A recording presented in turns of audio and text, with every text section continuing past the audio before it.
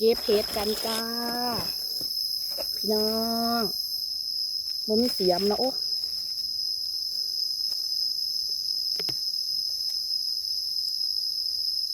อุ้ยมันโอ้ยบ่ได้เรื่องดอกบ่เคยจะเถื่อมาค่ะพี่น้องค่ะคนผู้หายเห็นเห็ดแล้วค่ะฮักเบิด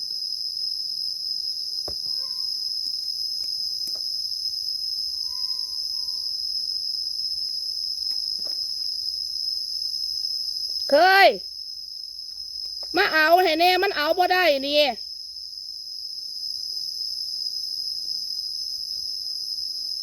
จึ๊บเอาขามันบ่ได้แม่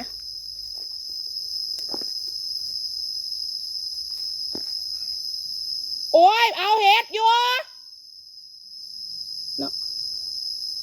เอิญผู้เอิญก็เอิญ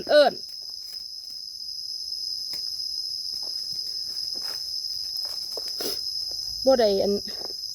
ถือเสียมบ่คิดว่าสิได้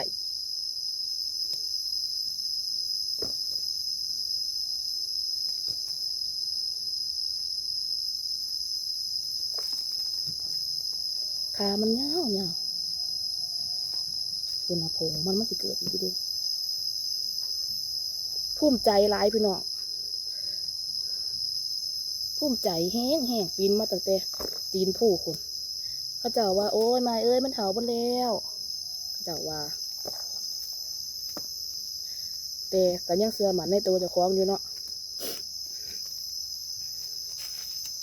ว่าเพิ่นต้องเลือไว้ให้มันไทยมันเนาะค่ะพี่น้อง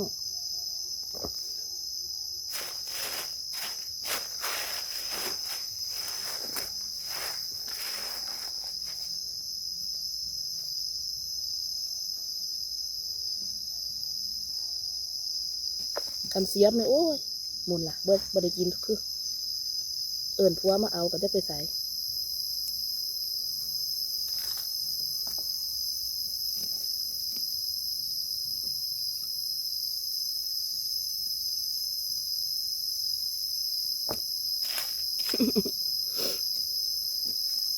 เทิงตื่นเต้นเทิงดีใจ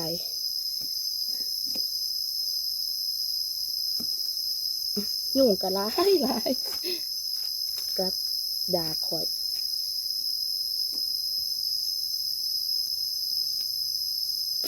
อันค้านี่คือสิบ่ได้ดอกพี่น้องเอ้ยคือสิได้กระโดดวันนี้แหละคือ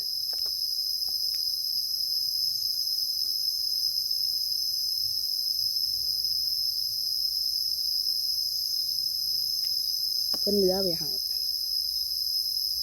ข้าเจ้ามาข้าเจ้าเมื่อล่ะ4-5 คนได้4 ตาว่าซ่านมันมีแต่ดอกบาน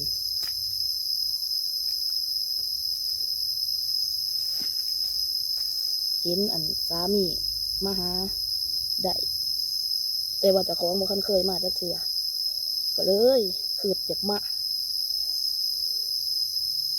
กะโอ้ยเสียดายดิ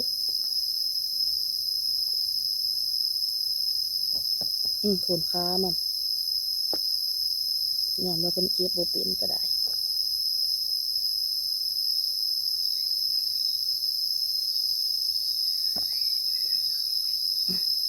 จะเรียกเขากระทอดใจละเด้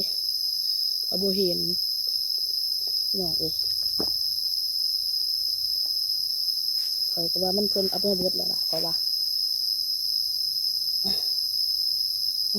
มีเขาโดนที่ฮัก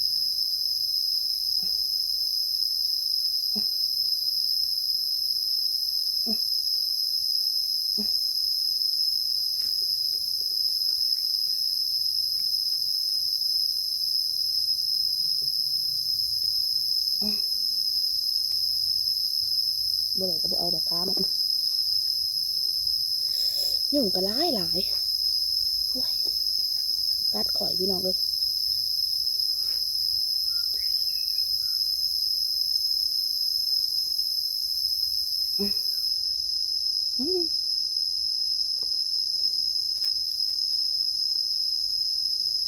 กำลังสิบานนั่นแหละ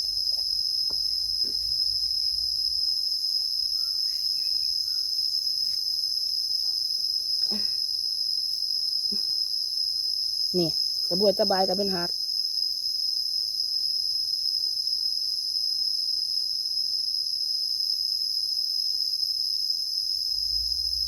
คอยบายปานใดอยู่ก็ยังหักอยู่บ่ทันผลก็มีพี่น้องเห็นแต่ขา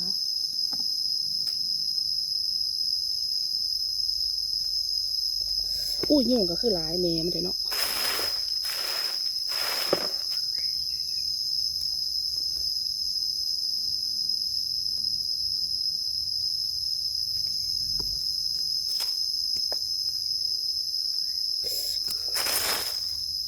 อึ๊บ